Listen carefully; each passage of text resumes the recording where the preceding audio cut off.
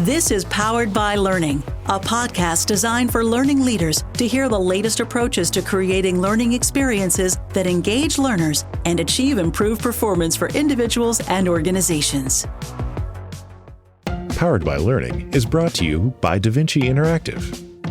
For more than 25 years, DaVinci has provided custom learning solutions to government agencies, corporations, medical education and certification organizations, and educational content providers. We collaborate with our clients to bring order and clarity to content and technology. Learn more at davinci.com. Hello and welcome to Powered by Learning. I'm your host, Susan Court. With me is DaVinci CEO Luke Kempski. Today we are going to talk with Sonia Malik, the Learning Alliances Manager and Strategist at IBM, to talk about the importance of developing mutually beneficial learning relationships. She joins us today from her office in Boston. Welcome, Sonia. Thank you for having me, Susan. So glad you could join us, Sonia. Sonia, start out by telling us a little bit about what you do at IBM and your journey and how you got there. Well, how much time do you have? Well, as you mentioned, I am a Learning Alliances Manager and Strategist at IBM.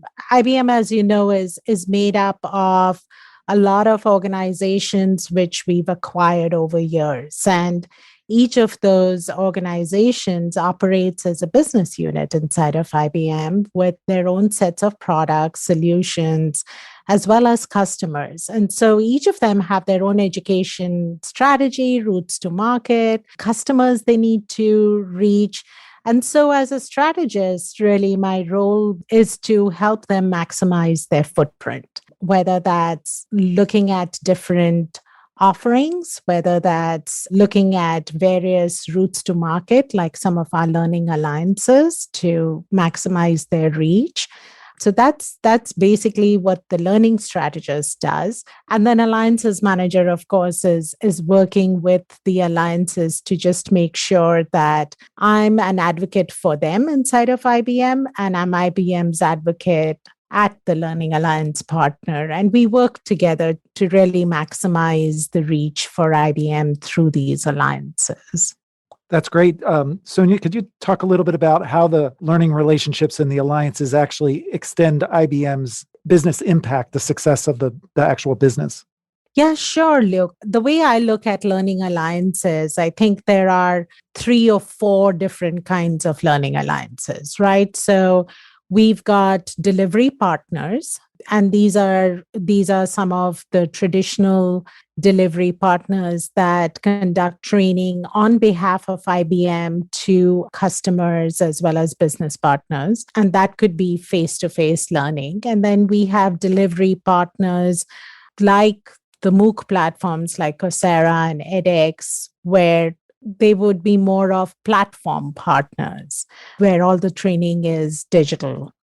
And then we've got content partners, marketing partners, as well as credential partners. So IBM has a huge portfolio of products and solutions, and we very often need help with developing content to address our entire portfolio. So I think with our Learning Alliance partners, we do a couple of things. It gives us the global scale and reach that we need.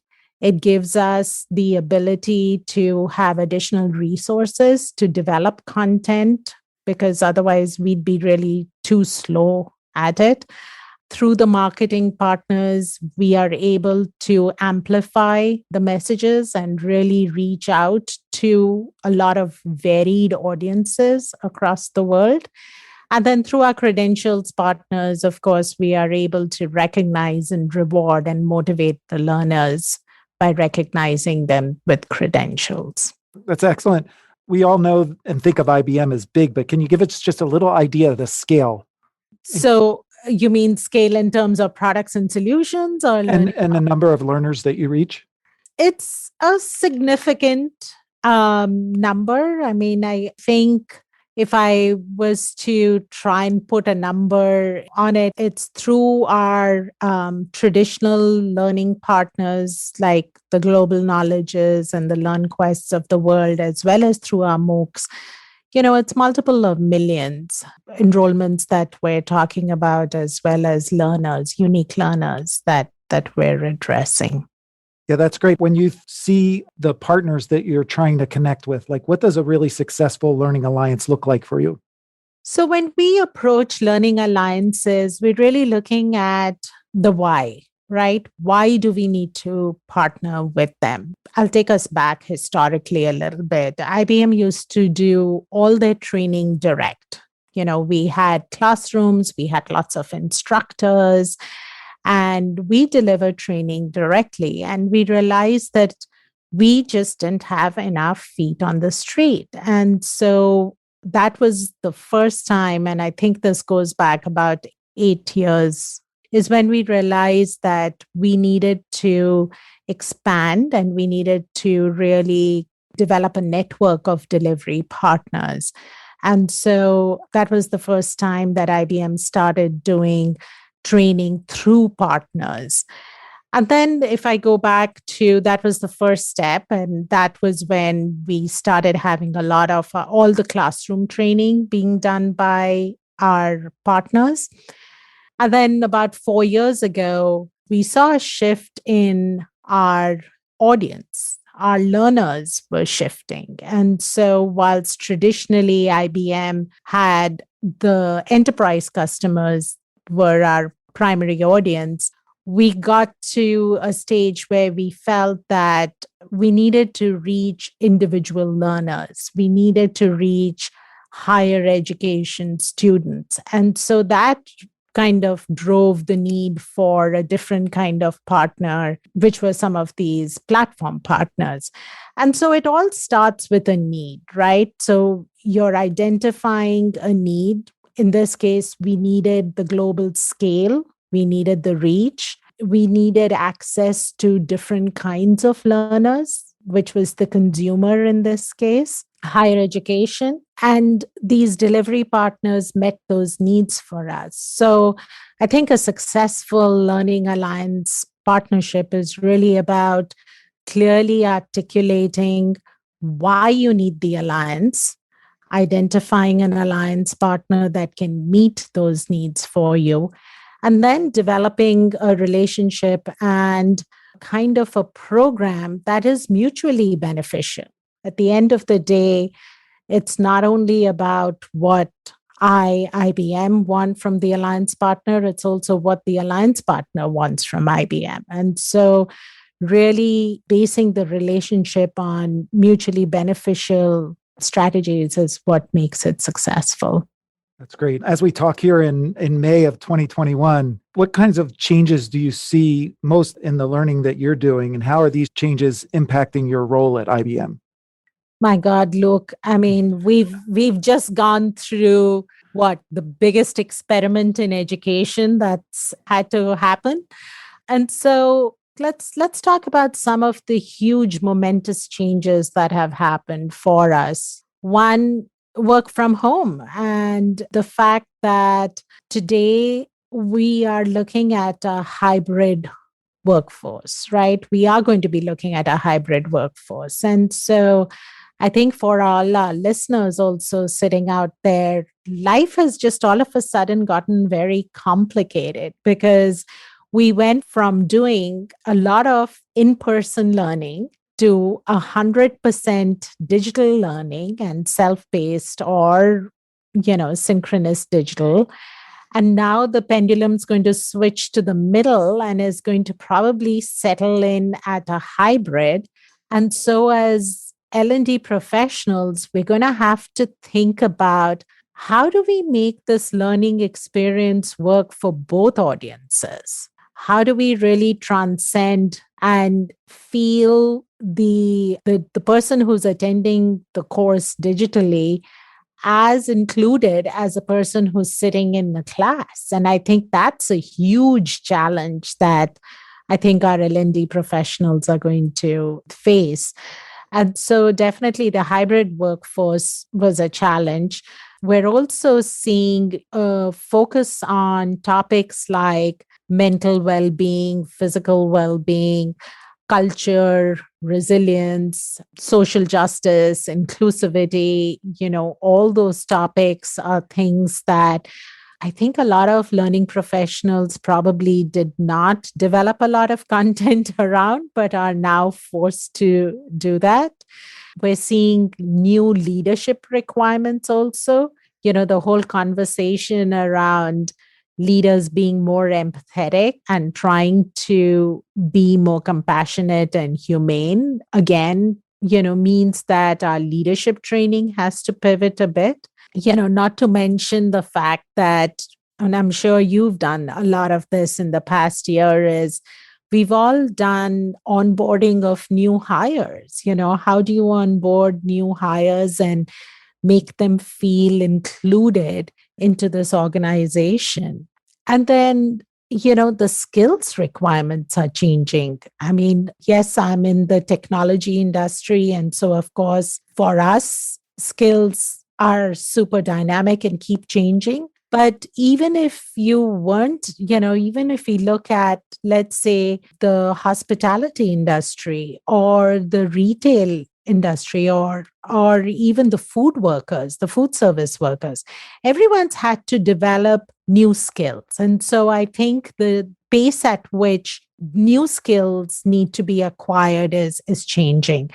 And then finally, we're seeing this huge need to work with higher education to help drive job readiness skills through degree programs, right? Because we now have a lot of people who are out of jobs and probably going through graduate programs who need skills which get them ready for the workforce. And so all these things really impacted our role at IBM and helped us develop new programs and partnerships that we wanted to make in the future, keeping all these challenges and opportunities in mind.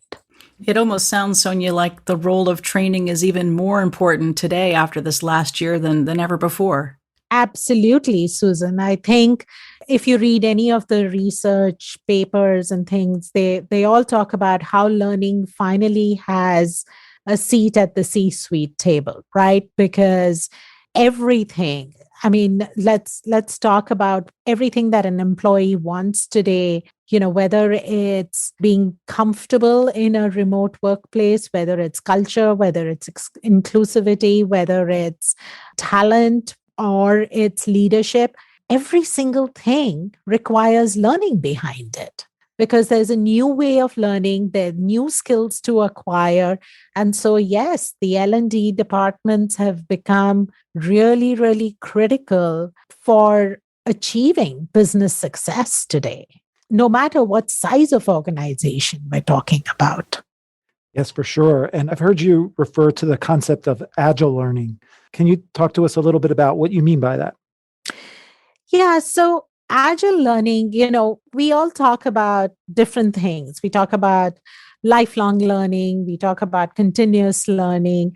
And when we're talking about agile learning, that's what it is. It really is an iterative form of learning that's done in the flow of work and is done in microbursts. And the objective really is to make sure that a learner, whether it's an individual who's learning for their own career resilience, or whether it's an employee at an organization, the agile learning really needs to motivate the learner to be self-directed. But at the same time, it needs to align with the strategies of an organization.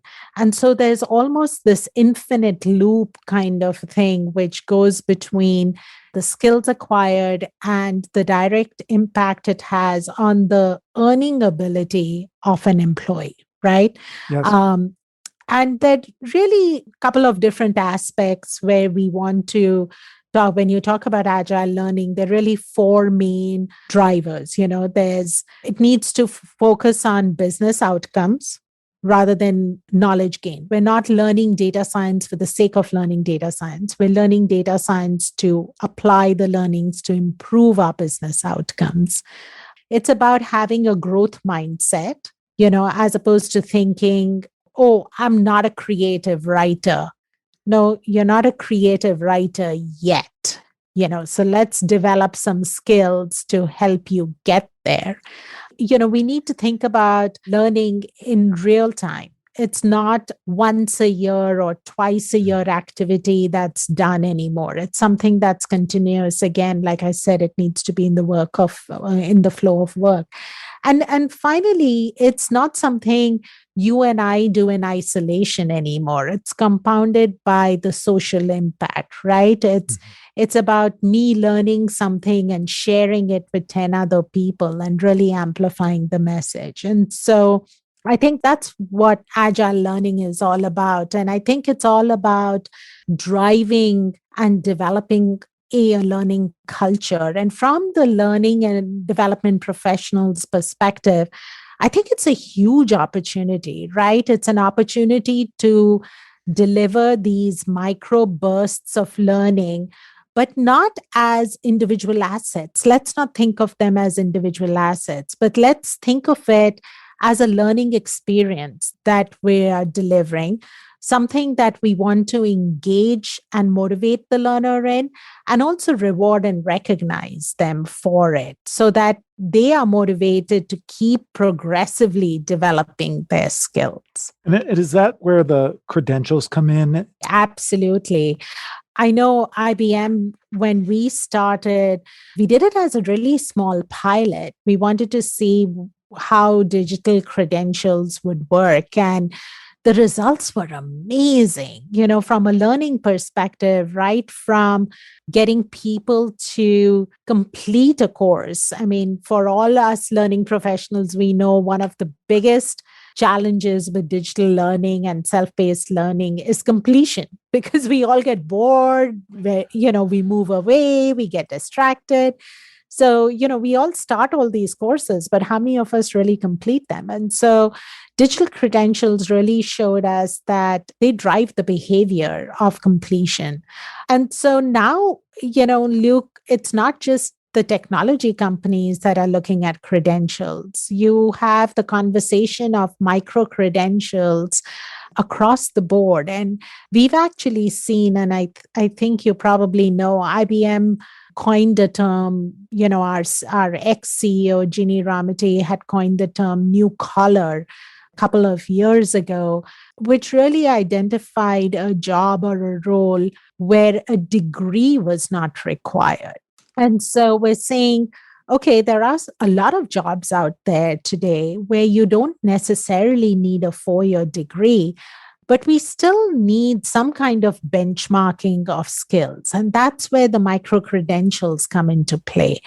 And what's really, really exciting here is, look, the fact that these are verifiable skills. So as an employer, if someone sends you a resume with a badge, you can click on the badge to see exactly what skills have been acquired and what learning or what activity has been done to achieve it. And so I think, this world of micro credentials is one to watch for, because I think it's really going to help drive the workforce inclusivity that we so seriously need.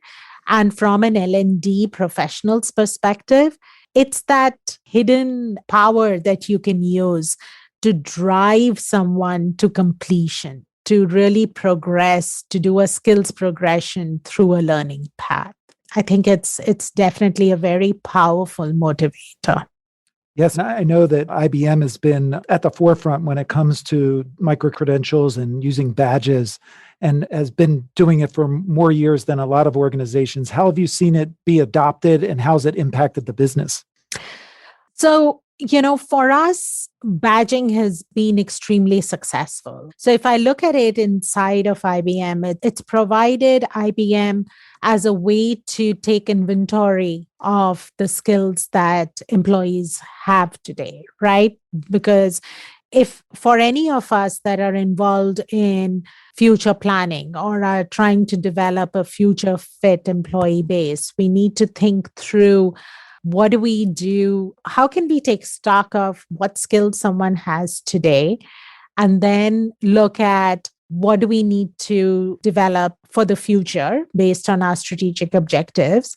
And then how do we get there? And so the badges have been a great way to allow us to take an inventory of skills that we need and give us a measure of the new skills acquisition that we're having. I'll tell you, as an individual at IBM, we have something called Think 40. Every single IBMer has to at least do 40 hours of learning in a year. But now what they've done is they've created these different levels. So, at the base level, there's you've met your Think 40 requirements. And then they've created a super learner, which is 80 hours. And then they've created a champion level learner at a bronze level. But the champion learner at the bronze level also, besides getting, I think, about 120 hours, also has to earn one badge. And then when you go to the silver level, it's 160 and you have to earn 2 badges. And then finally at the gold level, it's 200 hours of learning and 4 badges. And so, it's a great way to gamify things too and really encourage learners to amp up the game, learn more, earn more badges so that they can drive more visibility for themselves and for the company too. So it's been an amazing, successful venture for us, not only from an employee engagement perspective, but also in helping us develop a future fit employee base with the skills that they need. Yeah, I have a feeling that a lot more organizations are going to be adopting that approach in terms of offering learning, not just inside their organizations, but also out to individual learners and to learners within their customer base. As we wrap up, Sonia, can you tell us a little bit about what you're most excited about? What's next within IBM and the learning relationships and alliances area that you work in most often? Oh, there's so much. I think there's so much to look forward to, really. I think we've been handed a unique opportunity to rewrite the rule book when it comes to education, literally. And I think it's a time when we can all experiment and work with, really fine-tuning our learning offerings for the different learning audiences that we have. I think personally for me, if I look at the various learning alliances that we have, I think there are a couple of opportunities that I'm excited about. I'm excited about really expanding IBM's reach through new audiences, really partnering with higher education as an example to not only help grow the skills of people who are going through their degrees, but also really driving it from a social impact perspective, really using the power of education to make a difference and drive workforce inclusivity. And, we're doing that through credentials, we're doing that through learning, we're doing that through partnerships, through credentials, whether it's job boards like ZipRecruiter through our partner Credly, or the other thing that I'm really excited about is also potentially being able to work on giving our learners some hands-on experience on real life projects, and some practical experience. I think that's the other thing that I'm really excited about. For, L&D professionals in general, I think this, like Susan mentioned, there's new focus on L&D and their importance to achieving business success. And I think it's our time to shine, because whether it's technical skills, whether it's mental well-being skills, whether it's resilience, we're critical in all of them. That's great. I think that our turn to shine is a great place for us to wrap up today. It's so good talking to you, Sonia, and listening to your insights about what's going on at IBM and how the disruption and reinvention of education is moving forward. Thank you so much for having me. It was an honor. Thank you, Sonia. Very, very interesting and definitely an exciting time in L&D. And we're all looking forward to ways we can affect change, both in the workplace and our world. And we'll definitely look to you and to IBM for some exciting things in the future. So thanks for joining us. Thank you. Luke, what a great conversation with Sonia. She's so passionate about what she does. What are some of your takeaways from the conversation today? There were so many. I'll try to boil it down pretty quickly here. First off, what she's doing is a really huge scale when you talk about reaching learners really all over the globe. She's actually impacting up to about 2 million learners. So that is quite the scope. And she does that with the partnership through the learning alliances that she's established. And they help her with delivering the learning, with the content, with the marketing, and then recognizing the learners with the micro-credentials that she talked about. Also talking about how the changes to digital learning have impacted her and what they're doing from a distribution standpoint.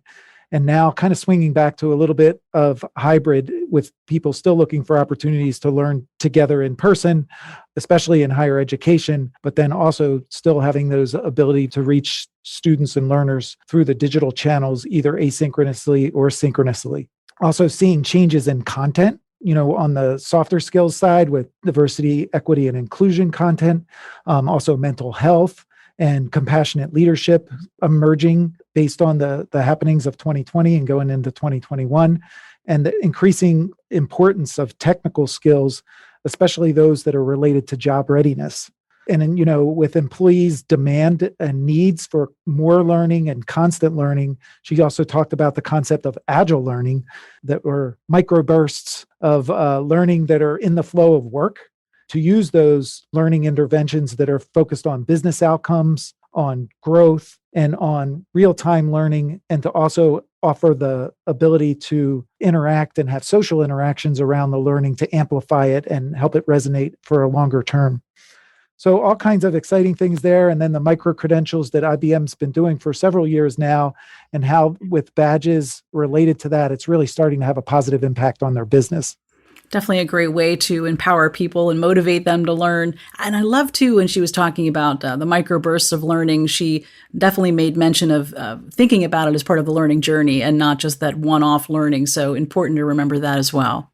Yes, absolutely. Thanks, Luke. And many thanks to Sonia Malik of IBM for joining us today.